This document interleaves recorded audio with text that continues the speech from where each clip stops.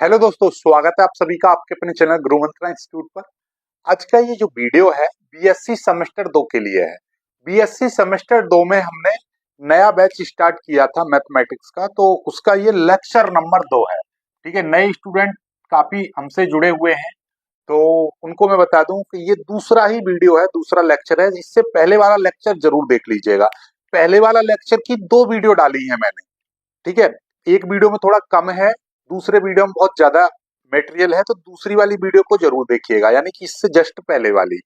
अब चलते हैं दूसरे लेक्चर पर। ठीक है, तो दूसरे लेक्चर में आज हमारे जो टॉपिक रहने वाले हैं, यहाँ पर दिखाई दे रहा है आपका ऑपरेशंस ऑन मैट्रिसेस, यानी कि मैट्रिसेस पर क्या क्या ऑपरेशंस लगाए जाते हैं।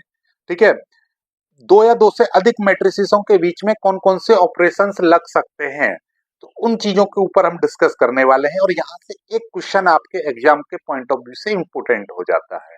तो चलिए पहले समझेंगे हम एडिशन ऑफ मैट्रिसेस, फिर सब्ट्रैक्शन ऑफ मैट्रिसेस, फिर मल्टीप्लिकेशन ऑन ए मैट्रिक्स, फिर डिटर्मिनेंट ऑफ मैट्रिक्स और इक्वलिटी ऑफ मैट्रिसेस। एक एक करके सारे टॉपिकों को हम करते हैं खत्म। ठीक है, तो सबसे पहला जो टॉपिक है हमारा एडिशन ऑफ मैट्रिसेस। तो देखिए, दो बातें आप एडिशन के लिए समझ लीजिए। कोई भी मैट्रिसेस तभी एक दूसरे के साथ जोड़ी सकते हैं, यानी कि किसी भी मैट्रिक्स को दूसरे के साथ तभी ऐड कर सकते हैं जब उनका ऑर्डर सेम होगा। ऑर्डर समझ रहे हो? इससे पहले वाले वीडियो में मैंने ऑर्डर ऑफ मैट्रिक्स आपको बताया था। ठीक है, ऑर्डर ऑफ मैट्रिक्स। ठीक है, ऑर्डर का मतलब क्या है कि भैया आपके कितने रो हैं और उसमें कितने कॉलम हैं। ठीक है, यहाँ पर दिखाई दे रहा है इसमें कितने रो हैं। देखिए, एक रो और दो रो, इसमें दो तो रो हैं, कॉलम कितने हैं? इस तरीके से जो देखा जाएगा वो कॉलम एक और एक दो, दो ही कॉलम है और दो ही इसमें क्या है, रो है, तो 2 बाई 2 इसका ऑर्डर बन जाएगा। इस वाले का देखिएगा, इसमें ये R1 पहली रो, ये दूसरी रो और ये आपकी तीसरी रो, यानी कि 3 रो हैं इसमें। तो रो तो इसके 3 हैं, कॉलम कितने हैं ये देखिएगा, कॉलम इस तरीके से 1 3 5, ये पहला कॉलम और ये दूसरा कॉलम, इस तरीके 2 4 6, ये इस तरीके से पढ़ेंगे तो वो कॉलम है। ठीक है, लाइक दिस, ये कॉलम हो गया। तो इसमें कितने, 2 कॉलम है, तो इसका जो ऑर्डर है 3/2। ठीक है, एक चीज हमेशा याद रखिएगा, कॉम्पिटिटिव एग्जाम के लिए भी इंपोर्टेंट, आपके जो प्रैक्टिकल एग्जामिनेशन होंगे उसके लिए भी इंपोर्टेंट, कि हम दो या दो से अधिक उन्हीं मैट्रिक्स को हम आपस में जोड़ सकते हैं जिनके ऑर्डर एक दूसरे के बराबर होते हैं, यानी कि जो सेम ऑर्डर के मैट्रिसेस होते हैं उन्हीं को आपस में जोड़ा जा सकता है, अदरवाइज उन मैट्रिसेस को हम नहीं जोड़ सकते। मतलब यहाँ पे देखिए, इस मैट्रिक्स का, ये जो मैट्रिक्स है आपका, इसका ऑर्डर है 2/2 और इस मैट्रिक्स का ऑर्डर है 3/2। तो हम इन दोनों मैट्रिक्स को आपस में कभी नहीं जोड़ सकते। क्यों नहीं जोड़ेंगे? क्योंकि इनका ऑर्डर अलग है। ये 2/2 की ऑर्डर की है और ये 3/2 की है। इसका मतलब ये हुआ कि हम उन्हीं मैट्रिक्स को आपस में जोड़ सकते हैं जिनका ऑर्डर सेम रहेगा। तो मतलब इन दोनों को यदि हम जोड़ने का प्रयास करें तो नहीं जोड़ सकते। ओके, पहली चीज समझ में आ गई। उन्हीं मैट्रिक्स को आपस में जोड़ सकते हैं जिनके ऑर्डर सेम होते हैं। ठीक है, अब बात आती है, देखिएगा हमारे पास में सेम ऑर्डर की मैट्रिक्स भी यहाँ पे लिख रखी है मैंने। देखिए, एक चीज तो आप समझ गए। देखिए, दो मैट्रिक्स आपको हमको दिखाई दे रही है यहाँ पर, ये देखिएगा, एक मैट्रिक्स ये है और एक मैट्रिक्स ये है। लाइक मैंने नाम दे दिया, ये ए है और ये आपका बी है, ये बी है। ये देखिएगा 1 2 3 और 1 2 3, यानी कि ये 3/3 की मैट्रिक्स है और ये भी आपकी 3/3 की मैट्रिक्स है, यानी कि इसमें 3 रो हैं 3 कॉलम है। कैसे? ये देखिएगा, आप ऐसे समझिए, पहला इस तरीके से देखेंगे, पहला रो, दूसरी रो, तीसरी रो, पहला कॉलम, दूसरा कॉलम, तीसरा कॉलम, यानी 3 रो और 3 कॉलम। तो मतलब 3/3 की मैट्रिक्स 3/3 की, तो मतलब इनको आपस में हम जोड़ सकते हैं। ठीक है, चलिए, तो हम क्या करना चाह रहे हैं, इन दोनों मैट्रिक्स को, ए और बी को हम जोड़ रहे हैं, तो यहाँ पर हमने जोड़ दिया। अब हम देखिएगा, जोड़ने का तरीका समझ लो। आपने बहुत ही आसानी से 12th क्लास में जोड़ी होंगी, 11th क्लास में भी आई होप जोड़ी हो। ठीक है, इसका मतलब देखिए, इनके जो करस्पॉन्डिंग एलिमेंट्स हैं वो उसके साथ जुड़ेंगे। सिंपल सी बात, करस्पॉन्डिंग का मतलब यहां से देखिएगा, देखिए आप ऐसे समझो, ये एक मैट्रिक्स है, इसको उठाकर इसके ऊपर रख देंगे तो आपको दिखाई देगा कि इस 10 के पास में ये आएगा 5, यानी 10 प्लस 5। इसका मतलब क्या है कि देखिए पहली रो का पहला एलिमेंट, पहली रो का पहला एलिमेंट पहली रो के पहले एलिमेंट के साथ ही जुड़ेगा। सिंपल। पहली रो का दूसरा एलिमेंट पहली रो के दूसरे एलिमेंट के साथ ही जुड़ेगा, यानी कि 6 प्लस 1, मतलब ये वाली चीज इसके साथ जुड़ेगी और ये वाली चीज इसके साथ जुड़ेगी। सिंपल। 2 प्लस 0। बात अच्छे से समझ में आ गई होगी, भेजे में आ गई अच्छे से। चलिए अब ये 12 इसके साथ जुड़ेगा, यानी कि 12 प्लस 4। 8 इसके साथ जुड़ेगा, 8 प्लस 2 और 4 प्लस 3। इसी तरीके से हम सारी चीजों को आपस में जोड़ देंगे। ये 14 प्लस 3, इतना तो आप समझ ही रहे होंगे। 4 प्लस 1 और 6 प्लस 2। ठीक, सिंपल है। अब यहाँ पर कितना आ जाएगा? 10 5 15, 12 और 4 16, 14 और 3 17, 6 और 1 7, 8 2 10, 4 और 1 5। यहाँ पर दो दो में जीरो जोड़ेंगे, 2 रहेगा। 4 और 3 कितना हो जाएगा? 7 और 6 और 2 8। सिंपल। यही आपका आंसर आ जाएगा ना। ए प्लस बी को जब हम जोड़ेंगे तो ये आ जाएगा। एक चीज और, आपने देखा कि 3x3 की मैट्रिक्स को 3x3 मैट्रिक्स के साथ जोड़ेंगे तो जो रिजल्ट आएगा आपका वो भी आपका 3x3 का ही एक मैट्रिक्स होगा। बात समझ में आ गई? सेम ऑर्डर के मैट्रिक्स को सेम ऑर्डर के मैट्रिक्स के साथ ही हम जोड़ सकते हैं और जोड़ने के बाद जो मैट्रिक्स बनेगा वो भी सेम ऑर्डर का ही बनेगा। कोई नई बात नहीं सीखी है, जो चीज आपको पहले से आती थी बस उसी को रिवाइज करा दिया है। ठीक है, एडिशन समझ में आ गया।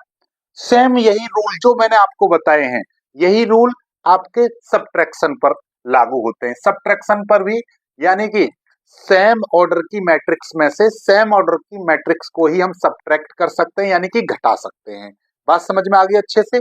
यानी कि उन्हीं मैट्रिक्स को आपस में जोड़ सकते हैं या घटा सकते हैं जिनके ऑर्डर सेम रहते हैं। आ जाओ, यहाँ पर ये 3x3 की मैट्रिक्स है, ये भी 3x3 की मैट्रिक्स है। इस मैट्रिक्स में से इस मैट्रिक्स को हम आसानी से घटा सकते हैं। अब हम यदि मैं घटाना चाहूं, यहाँ पर देखिएगा मैं घटाना चाह रहा हूं इसको, तो घटा दीजिए। तो घटाने का तरीका भी वही है, जो करस्पॉन्डिंग एलिमेंट रहेंगे उनमें से करस्पॉन्डिंग एलिमेंट को ही घटाया जाएगा। जैसे लाइक दिस, ये पहली रो का पहला एलिमेंट है तो पहली रो के पहले एलिमेंट को ही घटाया जाएगा। 10 में से 5 जाएंगे तो यहाँ पर सिंपली यहाँ पे क्या कर देंगे, यहाँ पे घटाना है तो बस यही चीज आपको अप्लाई करनी है। सीधे अब क्या कर देंगे, हम घटा देंगे। घटाने का मतलब ये 6 में से 1 घटेगा और 2 में से 0। यहाँ पे 12 में से 4 घटेंगे, 14 में से 3, 8 में से 2 और 4 में से 1। ठीक है, इसी तरीके से इस 4 में से ये 3 घट जाएगा और ये 6 में से 2। मतलब सिंपली इसमें से इसको घटा रहे हैं तो उन्हीं एलिमेंटों में से घटाएंगे। सिंपल। अब इसका रिजल्ट कितना आएगा, तो वही आप इतना तो समझ ही गए होंगे। 10 में से 5 जाएंगे तो 5, 12 में से 4 जाएंगे 8, 14 में से 3 जाएंगे तो कितने बचेंगे? 11। 6 में से 1 गया 5, 8 में से 2 गए 6, 4 में से 1 गया 3, यहाँ पे 2 में 0 गए तो 2 ही बचेंगे। ठीक है, और 4 में से 3 गए 1 और 6 में से 2 गए 4। इस तरीके से तो ये रिजल्ट भी 3x3 का आएगा। एडिशन समझ में आ गया, सब्ट्रैक्शन समझ में आ गया। अब चलते हैं मल्टीप्लिकेशन पर। ठीक है, यहाँ तक स्क्रीनशॉट ले लीजिए आपस में। यदि मैं और भी मैट्रिक्स आपको दूं, उनको आपस में आप जोड़ सकते हो। लाइक मैं दे रहा हूँ एक मैट्रिक्स आपका दे रहा हूँ 2 4 6 8 इस तरीके का। एक बी मैट्रिक्स है, यहाँ पर दे रखा हूँ 3 5 6 7 ये। अब आपको ए प्लस बी बताना है और ए माइनस बी। सिंपल है, ये 2 काम करने हैं आपको। क्या? एक मैट्रिक्स ये, एक ये, ए प्लस बी और ए माइनस बी दोनों कमेंट करना है आपको। ओके, चलिए ये आपका होमवर्क हो गया, स्क्रीनशॉट ले लीजिएगा।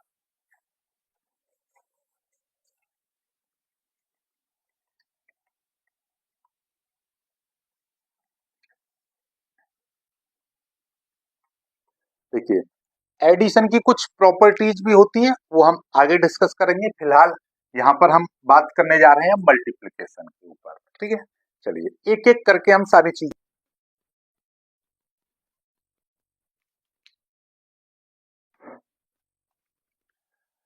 अब आते हैं तीसरे टॉपिक पर। तीसरा टॉपिक है हमारा मल्टीप्लिकेशन ऑफ मैट्रिक्स।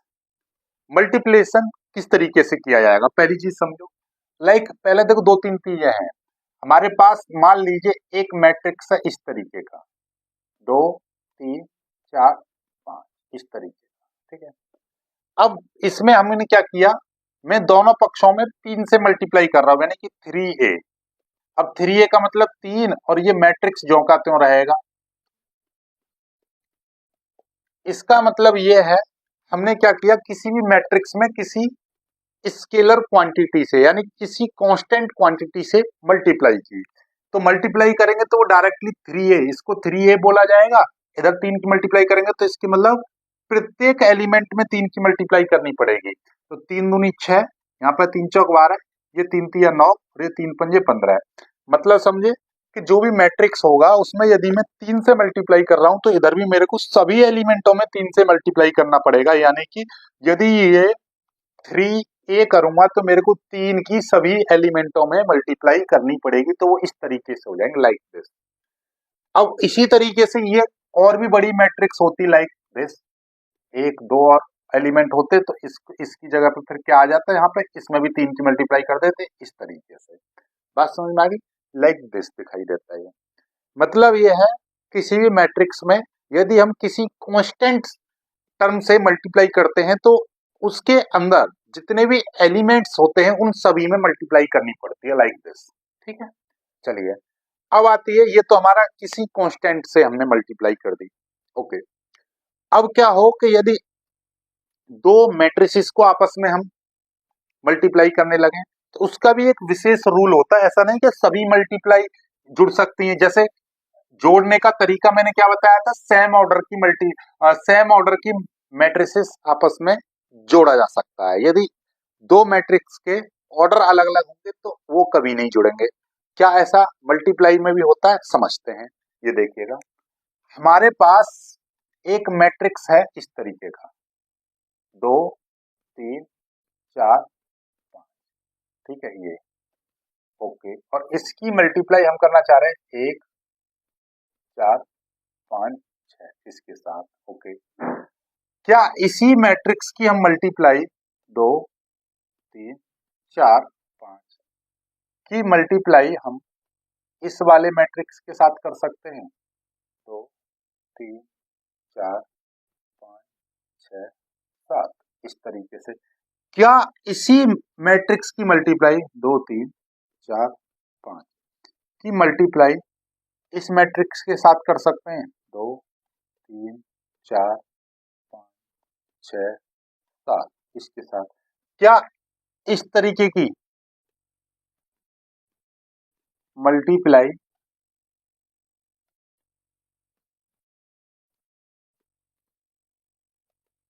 इससे आप एक चीज समझोगे, देखिए मैंने डिफरेंट डिफरेंट ऑर्डर की मैट्रिसेस ली हैं तो जिनकी आपस में मैं मल्टीप्लाई करना चाह रहा हूं, क्या ये पॉसिबल है?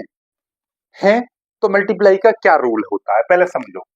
यहाँ पर ये वाली जो मैट्रिक्स है इसकी मल्टीप्लाई करना चाह रहा हूं, ये वाला जो ऑर्डर है 2x2 का रहेगा। क्यों? क्योंकि इसमें दो ही रो है और दो ही इसमें कॉलम है। ये भी 2x2 की मैट्रिक्स है। ऑर्डर ऑफ मैट्रिक्स तो आपको समझ में आती है। देखिए इसमें इस तरीके से देखा जाए, ये एक रो दो रो, तो इसमें दो ही क्या है, कॉलम है, तो यानी कि ये भी 2x2 का है। लेकिन ये एक दो दो रो हैं, कॉलम कितने, 1 2 3, 3 कॉलम है इसमें। ये 2x2 का है और इसमें कितने, 1 2 3, 3 रो हैं और 1 2 2 कॉलम है, ओके। ये 2x2 है और ये आपका 3x3 है, क्योंकि 1 2 3, 3 रो और 3 ही इसमें कॉलम दिखाई दे रहे हैं। तो अब हमने क्या लिया, डिफरेंट डिफरेंट, देखिए यहाँ पे सेम ऑर्डर के लिए है, यहाँ पे डिफरेंट ऑर्डर की ली है, ठीक है। सब अलग अलग तरीके की मैंने लगभग यहाँ पे ले ली है। तो क्या इनकी मल्टीप्लीकेशन पॉसिबल है? तो अब आपको मैं एक चीज बता रहा हूं, हमेशा इस चीज को याद रखिए, सी आर, क्या, किसी एक मैट्रिक्स की दूसरे मैट्रिक्स में यदि हम मल्टीप्लाई कर रहे हैं तो उसमें क्या चीज बराबर होनी चाहिए, सी आर। यानी कि हम यदि दो मैट्रिक्स की आपस में मल्टीप्लाई कर रहे हैं, ए मैट्रिक्स बी, ठीक है, एक मैट्रिक्स की दूसरे मैट्रिक्स में यदि मैं मल्टीप्लाई कर रहा हूं तो याद रखिएगा कि भैया पहले मैट्रिक्स का कॉलम दूसरे मैट्रिक्स की रो के बराबर होनी चाहिए। मतलब क्या है कि number of columns of matrix A is equal to the number of rows of matrix B, यानी कि पहले मैट्रिक्स में कॉलमों की संख्या और दूसरे मैट्रिक्स में रो की संख्या आपस में बराबर होंगी, तभी आपकी मल्टीप्लाई हो सकती है। मतलब इसमें रो की संख्या, इसमें कॉलम की संख्या कितनी है 2, और इसमें रो की संख्या कितनी है 2, तो मतलब इन दोनों की मल्टीप्लाई हो सकती है। ओके, अब देखो जरा, इसमें कॉलमों की संख्या कितनी है 2, और इसमें रो की संख्या कितनी है 2, तो ये मल्टीप्लाई भी संभव है। ये देखिएगा, इसमें कॉलमों की संख्या कितनी है 2, और इसमें रो की संख्या कितनी है 3, तो मतलब इसकी इसमें मल्टीप्लाई नहीं हो सकती, इसमें इसकी मल्टीप्लाई नहीं हो सकती। इसमें देखिएगा, इसमें कॉलमों की संख्या कितनी है 2, और इसमें रो की संख्या कितनी है 3, तो मतलब ये भी मल्टीप्लाई पॉसिबल नहीं है। बात समझ में आ गई? यानी कि दो या दो से अधिक मैट्रिक्स को हम यदि मल्टीप्लाई करना चाहें, या दो मैट्रिक्स को की हम क्या करना चाह रहे हैं, मल्टीप्लाइकेशन करना चाह रहे हैं, तो उसमें पहले मैट्रिक्स में कॉलमों की संख्या और दूसरे मैट्रिक्स में रो की संख्या आपस में बराबर होनी चाहिए, तभी उनकी मैट्रिक्स की मल्टीप्लिकेशन हो सकती है। बात समझ में होगी? It's clear. चलिए, अब हम एक एक करके सारी चीजों को समझते हैं। देखिए, ना तो इसकी और ना इसकी मल्टीप्लाइकेशन पॉसिबल है, तो ये दिमाग से निकाल देना कि सभी मैट्रिक्स की आपस में मल्टीप्लाई हो सकती है, नहीं। उसका भी एक खास रूल है कि हम पहले मैट्रिक्स में कॉलमों की संख्या और दूसरे मैट्रिक्स में रो की संख्या आपस में बराबर होगी, तभी उनकी क्या होगी, मल्टीप्लाई पॉसिबल है। ओके, चलिए आगे बढ़ते हैं। अब यहाँ पर हम करते हैं, ठीक है।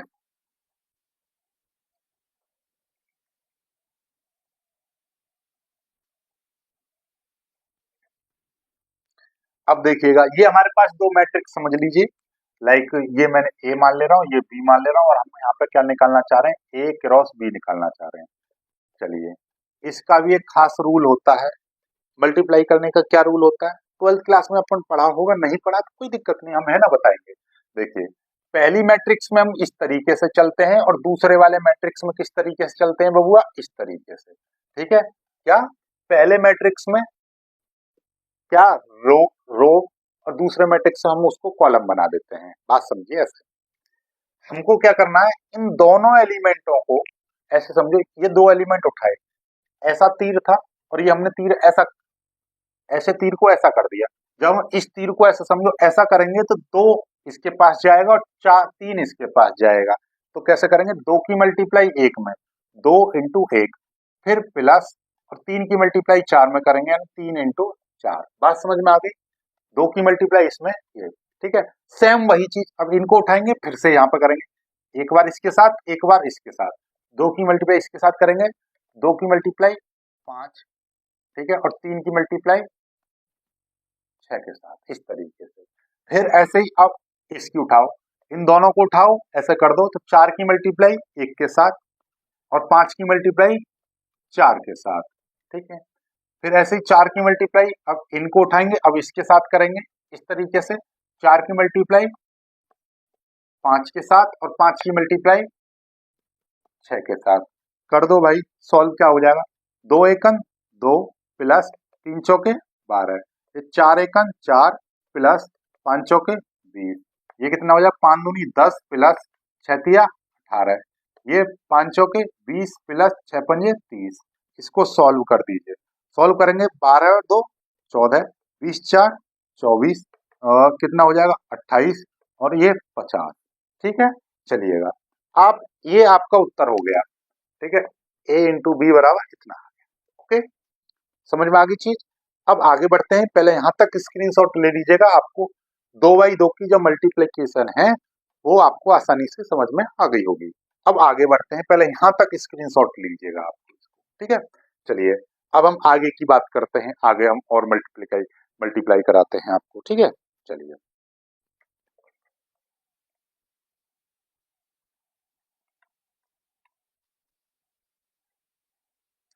एक सवाल लेते हैं, पिछले एग्जाम में आया था, क्या है देखिएगा, ए बराबर आपका दे रखा है 2 1 5 और 6 2 3 और बी बराबर आपका दे रखा है 3 5 7 4 6 8। ठीक है, पहले इसमें दो चीजें पूछिए, मैं आपको क्वेश्चन बता दे रहा हूं। क्या इन दो मैट्रिसेस की मल्टीप्लाई पॉसिबल है? और पॉसिबल है तो उसका रिजल्ट कितना होगा, यानी कि उसका आंसर कितना होगा। तो पहले समझो इनकी मल्टीप्लाई पॉसिबल है या नहीं, तो उसके लिए हम क्या करना पड़ेगा, इसका ऑर्डर लिखो। एक दो, दो इसमें रो है, कॉलम कितने हैं, 3। इसमें एक दो तीन, तीन इसमें रो है, कॉलम कितने हैं, 2। ठीक है, अब देखो मैंने क्या बताया था, पहले मैट्रिक्स की हमको यदि ए मल्टीप्लाई बी करना है तो हमको सबसे पहले क्या देखना पड़ेगा, पहले मैट्रिक्स में कॉलमों की संख्या, पहले मैट्रिक्स में कॉलमों की संख्या 3 है और दूसरे मैट्रिक्स में रो की संख्या इसमें 3 है, तो मतलब दोनों मैट्रिक्स की मल्टीप्लाई पॉसिबल है।